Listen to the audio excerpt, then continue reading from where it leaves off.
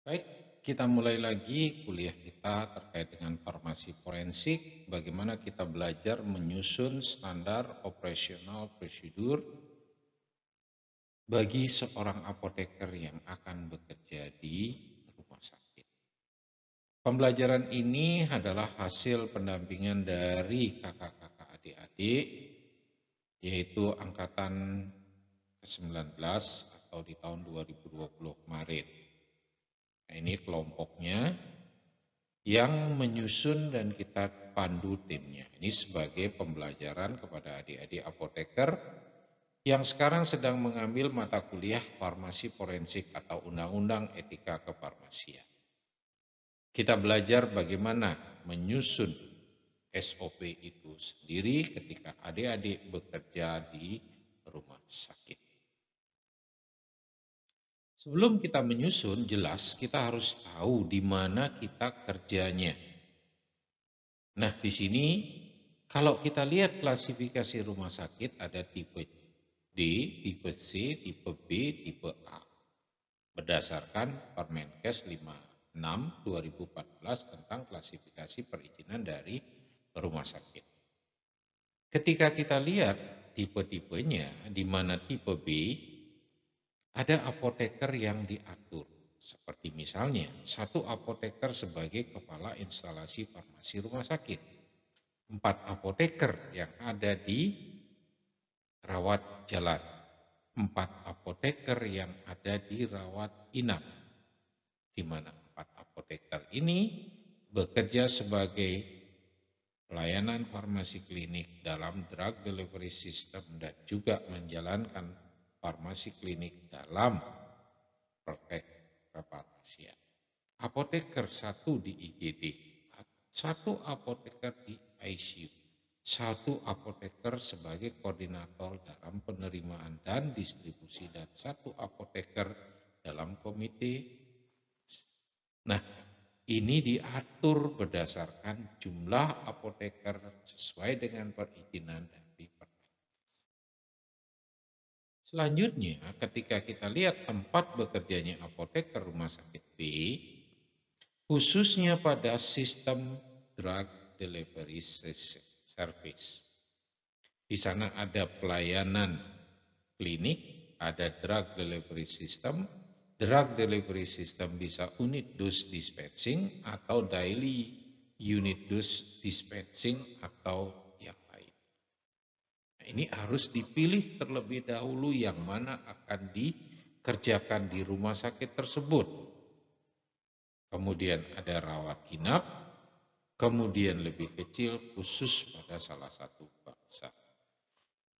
Sistem delivery system atau sistem drug delivery system, apoteker menyiapkan obat dalam dosis yang terbagi untuk 1 hari, yaitu daily unit dose dispensing. Penyiapan obat dilakukan pada hari sebelum obat diserahkan kepada pasien. Bisa siang hari untuk kebutuhan sehari esoknya, sore hari, atau malam hari. Obat yang telah disiapkan diserahkan kepada apoteker kepada kepala perawat di masing-masing unit rawat inap atau ruang rawat inap atau bangsal dengan menggunakan sistem floor stock. Perawat akan menyerahkan obat sesuai dengan jadwal yang ditetapkan. Misalnya pagi jam 8, siang jam 15, atau malam jam 21. Ini persyaratan pekerjaan yang harus ditetapkan sebelum kita menyusun SOP. Ketika kita lihat sistem BPJS, di mana sistem kapitasi pelayanan pada rumah sakit tipe B, pasien umum atau BPJS menggunakan tarif inasi bijis dengan regional Bali 2. Nah, di sini harus menerapkan cost effectiveness sesuai dengan Permenkes 52 tahun 2016 tentang standar tarif pelayanan kesehatan dan penyelenggaraan sesuai dengan BPJS. Jadi di sini kita menerapkan cost effectiveness atau farmakoekonomi. Nah, kita lihat sebelum mengerjakan SOP, yang terpenting adalah flowchart. Pelayanan farmasi pada unit rawat inap. Nah, di sini bagaimana flowchart-nya yang terjadi? Dari mana dia memulai? Kita lihat PPRI nomor 51 tentang pekerjaan kefarmasian, Permenkes 72 tentang standar pelayanan kefarmasian di rumah sakit. Itu dasar hukum yang harus diambil. Pemeriksaan oleh dokter. Atas rekomendasi dari dokter, kemudian dokter akan menuliskan pesanan obat pada catatan medisnya. Kemudian pasien rawat inap. Penerimaan rekaman medis atau pemberitaan obat pasien di IPRS. Nah, itu bisa dimulai dengan morning report oleh pasien atau tim visite yang masuk ke dalam morning meeting terkait dengan target terapi. Kemudian masuk pada pekerjaan keputusan terapi, dokter akan menuliskan permintaan obat. Kemudian diteruskan pada permintaan obat ke sentral IPRS. Kemudian masuk pada penyiapan obat, masuk pada dokumentasi, kemudian penyerahan obat kepada pasien yaitu oleh perawat, yaitu unit dose dispensing, daily dose dispensing, kemudian apoteker dituntut melakukan pekerjaan kefarmasian berupa visite mandiri, dia bisa melakukan pemantauan terapi obat, pemantauan efek samping obat, memberikan edukasi kepada pasien atau PIU. Dalam pekerjaan ini apoteker juga harus melakukan rekonsiliasi obat. Nah, seterusnya kita lihat. Rekan kerja. Nah, sebelum kita membuat SOP lebih dalam, kita harus tahu rekan kerja siapa saja. Dalam melakukan morning report, rekan kerja apoteker bisa apoteker bersama perawat dan dokter. Dia akan melakukan visite bersama. Dalam visite tim, apoteker bersama dokter dan tim perawat lainnya. Kemudian ketika diteruskan melalui morning meeting, itu semua tim dokter di sini akan ada interprofessional cooperation practice, kemudian ada keputusan terapi, dokter akan sebagai pimpinan akan menuliskan regimen terapi, kemudian perawat akan mengajukan surat permintaan obat kepada IPRS atau permintaan kepada sentra. Kemudian apoteker yang menyiapkan obatnya melakukan dokumentasi pada catatan penggunaan obat, apoteker bersama tenaga kefarmasian lainnya. Kemudian apoteker akan menyerahkan obat kepada kepala perawat di bangsal yang sering disebut dengan floor stock. Kemudian akan melakukan daily unit dose dispensing. Di sini apoteker akan bekerja dengan perawat dan tenaga yang lain. Ketika apoteker melakukan pekerjaan mandiri, apoteker bisa bekerja sendiri atau bersama tim apoteker. Nah, ini yang kita harus pahami flowchart dan bekerja sama dengan siapa untuk bisa melihat audiens yang kita akan bisa ajak dalam bekerja dalam menyusun SOP nantinya. Targetnya adalah good services, di mana pasien yang menderita penyakit dalam atau dari semua kalangan masyarakat, kemudian juga berikutnya adalah melakukan pelayanan farmasi klinik yang bermutu, apoteker yang berkompetensi di bidangnya, sehingga terjadilah kepuasan dan kepatuhan pasien. Pasien datang kembali dan dipromosikan word on mouth, sehingga meningkatkan omset dari suatu rumah sakit. Jadi pelayanan yang sangat baik. Nah, bagaimana kita memulai merancang SOP? Khususnya di sini diambil pada ruang rawat inap bangsal penyakit dalam di suatu rumah sakit dengan tipe B. Apa saja yang harus diikuti sesuai dengan kuliah penyusunan SOP? Yaitu 1. Harus memilih format SOP. Kedua, menetapkan audien kita siapa. Ketiga, knowledge. Kemudian kita harus memilih SOP short or long. Kemudian kita harus tahu purpose dari penulisan SOP itu sendiri. Adik-adik, dalam konteks itu kita harus buat format SOP. Kita harus tahu flow chart dari format yang digunakan ketika prosedur serta peta yang kemungkinan hasil yang tidak terbatas atau tidak dapat diprediksi. Artinya terdapat dua opsi, iya dan tidak, benar dan salah. Setiap step langkah-langkah harus diterjemahkan. Contohnya seperti start, kemudian step 1, kemudian making decision, choice, balik back to step 1 atau lanjut ke step 2. Atau pada A diteruskan pada step 3, step 4, step 5, step 6, and. Nah, itulah flowchart yang harus adik-adik paham. Contohnya, morning report oleh pasien masuk ke dalam tim visiting. Di sini, apabila pada step ini terjadi ketidaksepakatan, maka perlu dilakukan pengkajian lebih lanjut dan tidak bisa dilanjutkan pada step selanjutnya. Artinya, ketika dokter menerapkan regimen terapi, apoteker harus menyiapkan yang namanya drug rekonsiliasi. Artinya, obat-obatan yang sebelumnya digunakan oleh pasien dinilai, direkonsiliasi, yang mana diteruskan, yang mana tidak. Karena di sini rumah sakit adalah rujukan dari PPK tingkat sebelumnya. Kemudian morning meeting ditarget untuk terapi. Keputusan terapi baru disiapkan, dipesankan obatnya, dan disiapkan dokumen-dokumen pemantauan yang harus diperhatikan pada setiap pasien. Kemudian apoteker ngapain? Nah, flowchart inilah disusun untuk menggambarkan step by step pekerjaan yang harus dikerjakan oleh Kita lanjutkan audien yang terlibat.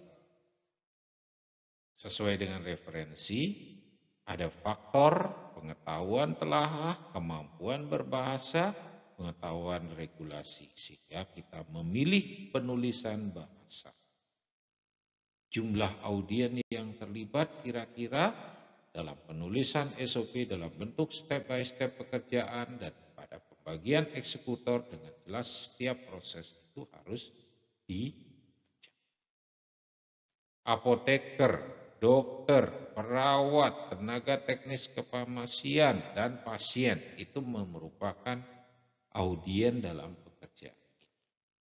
Seorang apoteker, profesi baik atau profesi apoteker, profesi dokter, profesi perawat, tenaga teknis memiliki pengetahuan yang terkait dengan pelaksanaan pelayanan rawat inap sesuai dengan peraturan Menteri 72/16 tentang standar pelayanan kefarmasian di rumah sakit. Menggunakan bahasa komunikatif yang baik, tidak ambigu, tidak menimbulkan salah persepsi. Menggunakan istilah-istilah yang dipahami baik setiap audien dan level pasien. Kembali pada level pasien. Jumlahnya kira-kira ada dokter pasien, apoteker 4, ada TTK 8, dan seterusnya sesuai dengan kondisi dari rumah sakit itu. Perbedaan audien pada masing-masing kegiatan ini perlu dipertimbangkan, yang akan memutuskan kompetensi dari masing-masing audien dalam memilihkan knowledge yang akan dituliskan dalam SOP selanjutnya. Knowledge ketika kita sudah tahu perbedaannya, kita sudah tahu jenis pekerjaannya, sehingga kita tahu knowledge yang akan kita butuhkan.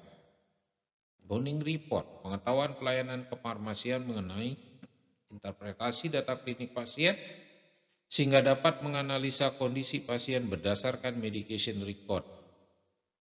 Jadi ketika dokter menuliskan kebutuhan-kebutuhan dari anamnesa, semua akan tercatat dalam medication record, medical record, di dalam MD, kemudian tertera semua rekam medis atau medication recordnya, kemudian apoteker bersama dokter ikut menilai. Apoteker akan melakukan anamnese dan diagnosis. Ketika diagnosis sudah dikeluarkan, muncullah tata laksana terapi atau guidance prescription. Nah, disitulah muncul knowledge yang dibutuhkan. Pengetahuan tentang komunikasi antar tenaga kesehatan diperlukan sehingga mampu melakukan interprofessional education, cooperation practice antara semua tim dari kesehatan, kemudian pengetahuan tentang farmakoterapi, physiologic approach, and Stokely drug interaction, sehingga dapat melakukan catatan usulan terapi, pengetahuan tentang kemampuan dokumentasi. Semua referensinya adalah peraturan, buku-buku standar yang bisa digunakan dalam menopang knowledge dari pekerjaan.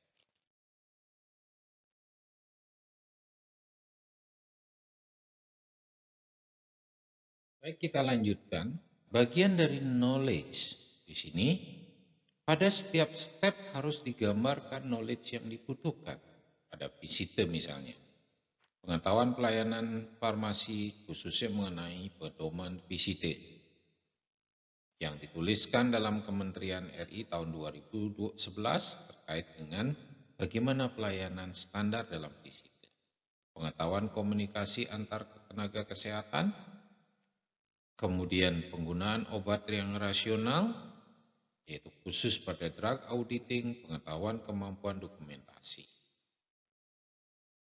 Pada bidang morning visit atau morning meeting, di sini ada pengetahuan dasar tentang drug auditing, pelayanan kefarmasian berdasarkan addiction medicine, evidence-based handbook, kemudian dibutuhkan pengetahuan manajerial, recommendation, obat sesuai dengan pedoman penyelenggaraan pelayanan rumah sakit dan sistem informasi manajemen rumah sakit, analisa dan perencanaan sehingga menghasilkan suatu pelayanan cost effectiveness dengan menerapkan farmakoekonomi.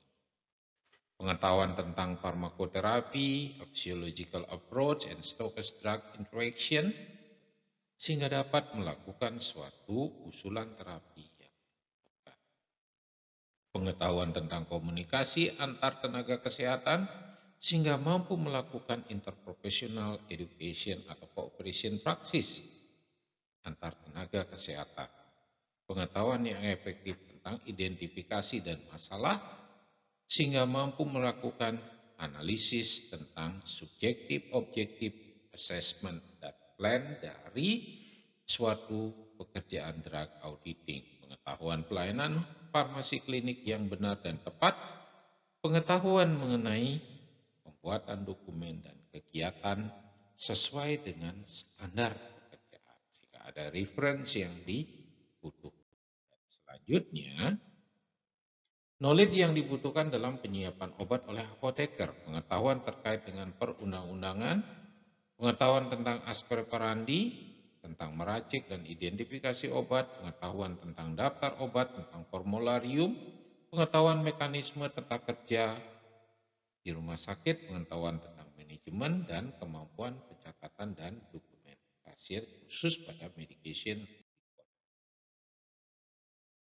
Pada pekerjaan unit drug dispensing, sehingga apoteker dituntut mengetahui terkait dengan peraturan khususnya pada kewenangan kesehatan sesuai dengan Permen 7216 tentang standar pekerjaan kefarmasian, pemahaman tentang drug delivery system, pemahaman tentang pharmaceutical care practice, pemahaman tentang komunikasi kesehatan. Nah, semua dicarikan referennya dan harus dipelajari. Pada saat visite, bidang yang harus dikuasai yaitu standar pekerjaan kefarmasian, apoteker hebat, terapi tepat, pasien sehat, panduan simpel pengelolaan keputusan terhadap pasien sehingga apoteker bisa melakukan KIA, komunikasi antar tenaga kesehatan, dan pedoman monitoring efek samping obat bagi tenaga kesehatan. Semua ini diperlukan knowledge-nya bagi apoteker dalam melaksanakan pekerjaan visite mandiri. Knowledge ini digabungkan semua, kemudian dirumuskan dalam suatu tabel, langkah kerja, permasalahan, dan pengentasan, seperti yang tertera pada tabel berikut.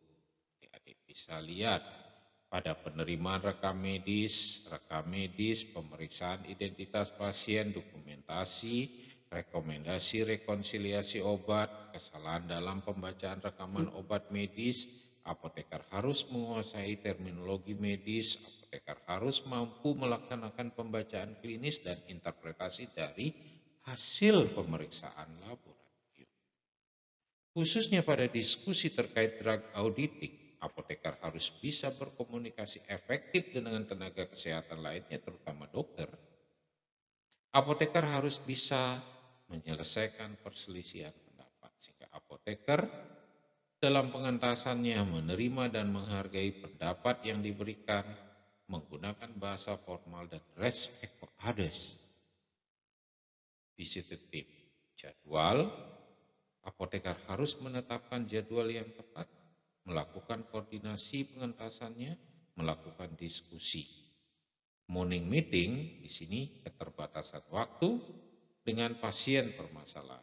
Nah, pada intinya setiap langkah kerja harus didefinisikan. What is problem and how to solve the problem. Nah, ini disusun. Selanjutnya, ketika langkah ini sudah tepat dan knowledge solving problemnya sudah diberikan, kita lanjut, semua sudah tercompile dengan baik, tersusun dengan baik, sehingga kita susunlah yang namanya workflow morning report khususnya. Apa saja? Apoteker menerima data rekam medis dimulai, apoteker mencatat dan memverifikasi obat yang sedang dan akan digunakan pasien dalam formularium rekonsiliasi obat, kemudian apoteker harus melakukan drug auditing, apoteker kemudian melakukan komunikasi dengan pasien dan tenaga ataupun keluarga ataupun perawat mengenai pembahasan terapi yang akan terjadi. Persiapan visite tim bersama dokter, perawat, dan tenaga kesehatan. Nah, di sini khusus apoteker dalam pencatatan. Apoteker menelusuri nama obat, dosis, frekuensi, rute obat yang mulai diberikan, diganti, dihentikan, riwayat alergi, efek samping obat. Apoteker dalam melakukan drug auditing, apoteker harus membandingkan data obat yang pernah digunakan, sedang digunakan, dan juga pasien yang menyesuaikan dengan diagnosis dokter sesuai dengan guidance of therapy. Kemudian dalam melakukan drug auditing, apoteker membandingkan obat yang pernah dan sedang akan dikerjakan, kemudian menyesuaikan diagnosis dengan diagnosis dokter pada rekam medis dan guidance of therapy, sehingga apoteker melakukan konfirmasi kepada dokter tentang regimen terapi yang sudah disepakati, khusus kemudian melakukan pemahaman terhadap drug atau guidance terapi. Apoteker melakukan komunikasi dengan pasien. Di sini apoteker bertanggung jawab terhadap informasi obat yang diberikan. Nah, baru kita menyusun SOP khusus pada morning. Apa yang kita buat workflow-nya, kita buat morning report-nya, kita buat formularium rekonsiliasi, kemudian pada pekerjaan workflow visite tim juga harus dikerjakan. Misalnya apoteker mulai memperkenalkan diri kepada anggota tim, apoteker bersama tim melakukan visite, apoteker memberikan rekomendasi terhadap basis bukti berkaitan dengan masalah yang terkait pada penggunaan obat, apoteker melakukan pemantauan implementasi dari rekomendasi, apoteker mendokumentasikan kegiatan visite pada lembar kerja visite atau lembar kajian penggunaan obat. Semua itu disusun dulu workflow-nya, baru kita bisa akan. Nah, di sini workflow dari morning meeting. Apoteker bersama tim kesehatan lainnya, diskusi tentang visite tim, apoteker memberikan saran terhadap obat sesuai dengan kondisi pasien dan guidance of therapy. Apoteker bersama tim kesehatan lainnya memutuskan terapi sesuai dengan kondisi pasien, sesuai dengan anamnesa dan diagnosis dokter, kemudian memutuskan regimen terapi yang akan digunakan. Apoteker mencapai keputusan terapi sehingga apoteker melakukan perhitungan dosis, hari apoteker melakukan analisis farmakoekonomi, kemudian dokter melakukan permintaan obat sesuai dengan pesan. Jadi ketika itu yang mana regimen yang akan diberikan, yang mana produk obat yang akan diberikan, berapa jumlah yang harus diserahkan. Sehingga di sini terjadi komunikasi. Karena dalam pekerjaan sekarang, pembayaran ini bukan berdasarkan fee for service, melainkan fee for performance. Di mana sisa dari inasi bijis yang menjadi upah dari tenaga medis yang akan dibagikan yang bekerja di sini. Selanjutnya, workflow penyiapan dan penyerahan obat. Nah, di sini apoteker menerima permintaan obat pasien, selanjutnya diikuti dengan penyiapan obat oleh apoteker dibantu tenaga teknis kefarmasian. Apoteker memilih jenis obat sesuai dengan jumlah permintaan, apoteker melakukan compounding di sini pada intinya. Kemudian apoteker memberikan labeling sesuai dengan identitas, dosis, dan aturan. Kemudian apoteker mendokumentasikan dalam catatan medication record, baik dia secara elektronik maupun manual. Apoteker kemudian menyerahkan kepada perawat yang disertai dengan informasi dari masing-masing obat yang tertera dalam medication record. Sehingga diperlukanlah SOP sesuai dengan persyaratan. Workflow dari visite mandiri. Apoteker memperkenalkan diri. Apoteker dapat menilai hambatan yang mungkin dihadapi saat berkomunikasi dengan pasien. Apoteker mendengarkan respon pasien dalam identifikasi masalah. Apoteker berkomunikasi aktif dengan pasien, memperoleh respon pasien berupa keluhan. Apoteker dapat menetapkan masalah dengan aktual atau kondisi. Apoteker dapat mengidentifikasi masalah baru, kemudian diteruskan pada apoteker memberikan rekomendasi dan bukti terkait dengan masalah yang dihadapi. Rekomendasi kepada pasien, konseling, edukasi, pendampingan dengan cara penggunaan obat, rekomendasi kepada perawat, edukasi, pendampingan cara pemakaian obat, rekomendasi kepada apoteker lainnya mengenai kalkulasi atau penyiapan dosis, rekomendasi kepada dokter, diskusi tentang pembahasan masalah dan keputusan terapi. Apoteker melakukan pemantauan implementasi dari rekomendasi tersebut. Apoteker melakukan pekerjaan pemantauan rekomendasi, kemudian apoteker melakukan pemantauan efektivitas dan keamanan dari penggunaan obat pada pasien. Di sini akan melahirkan beberapa SOP.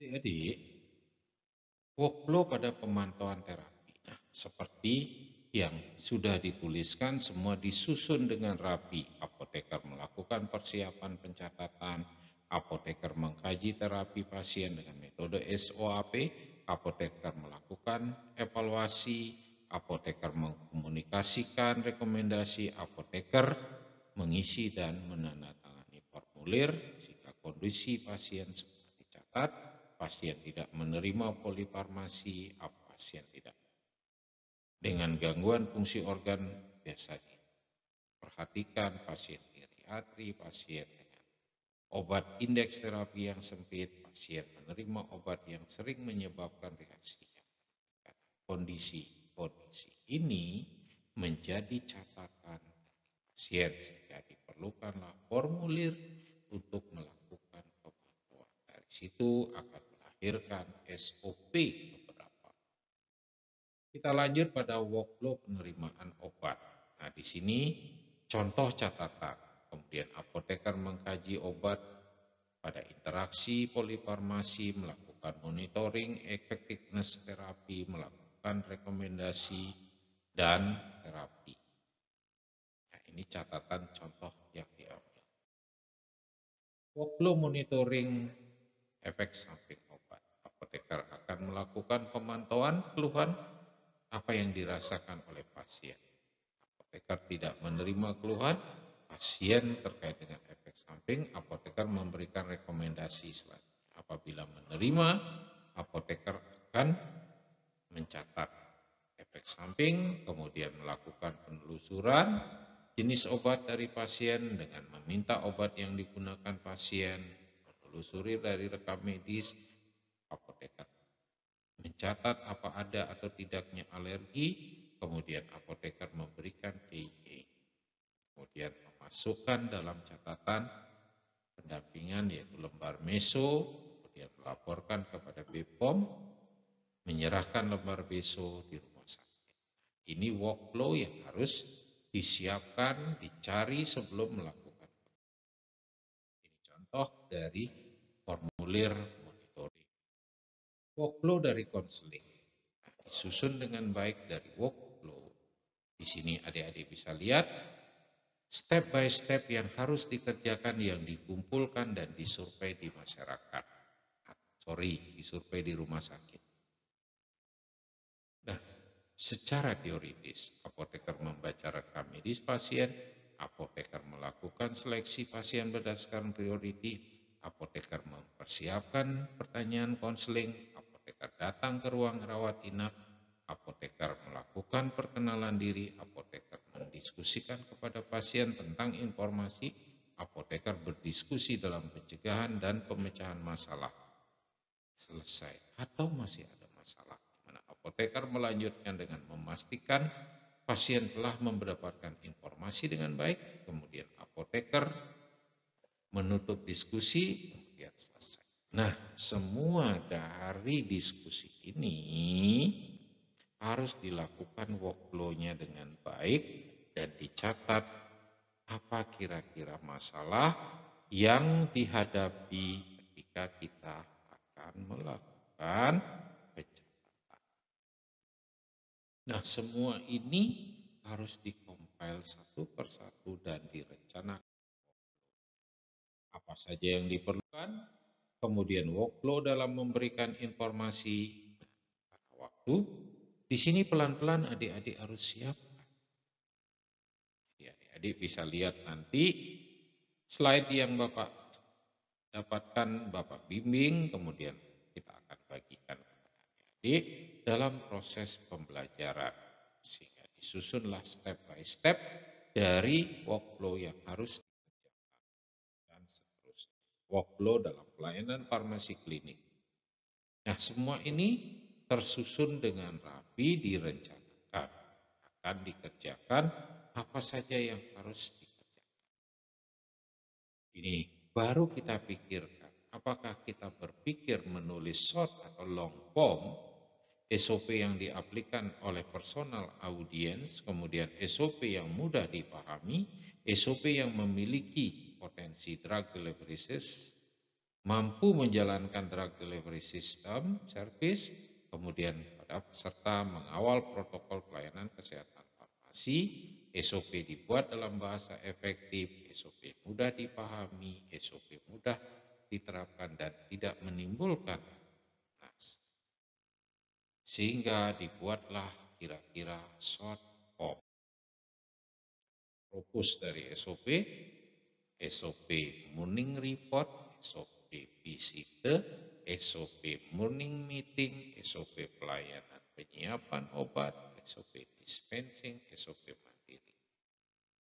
untuk menghindari terjadinya medication error dan tercapainya penggunaan obat yang rasional untuk meningkatkan mutu pelayanan kefarmasian di rumah sakit.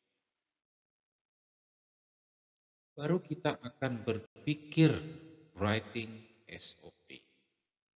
Setelah kita dapat propose, kita kira-kira akan menulis SOP. SOP yang akan muncul nanti digambarkan seperti yang sudah kita bahas sebelumnya.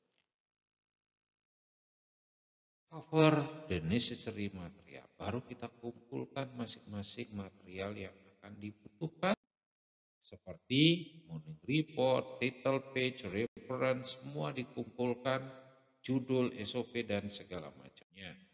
Kemudian contohnya seperti tertera.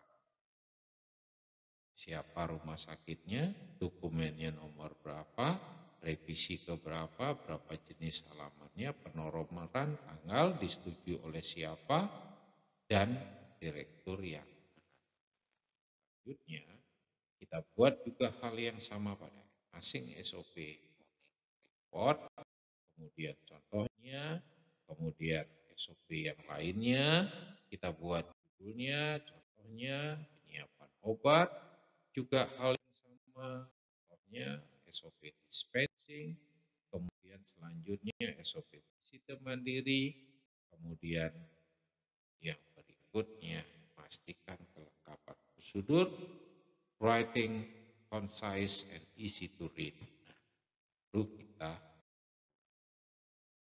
tulis, kita isikan. Scope ability. Tujuan dari proses ini adalah untuk menelusuri riwayat penggunaan obat pasien, kekurangan, kesalahan interpretasi data pasien rekam medis, peralatan yang diperlukan, patient medication record, caution, and interference.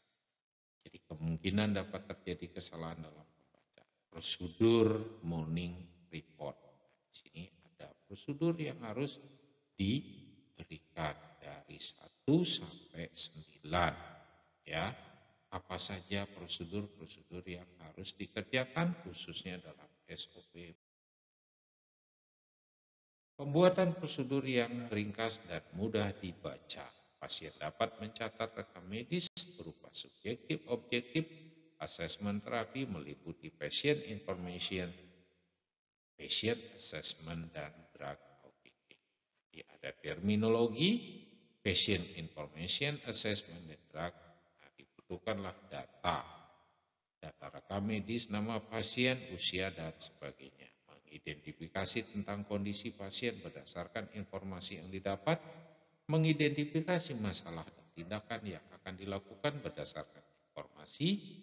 Dari hasil ini dilakukanlah asesmen terhadap drug auditing berdasarkan terapi, guidance terapi yang sesuai ditetapkan oleh dokter sesuai dengan diagnosis dari hasil anamnese. Selanjutnya, kita buat prosedur yang ringkas. Jadi prosedur morning report, apa saja prosedur nerima, menelusuri data, mencatat, melakukan drug auditing, memberikan keterangan ya dan tidak, memberikan tanda tangan, dan pencatatan. SOP visitor team, nah, seperti ini kita gambarkan. Ada scope, applicability, ada peralatan, ada question and interference.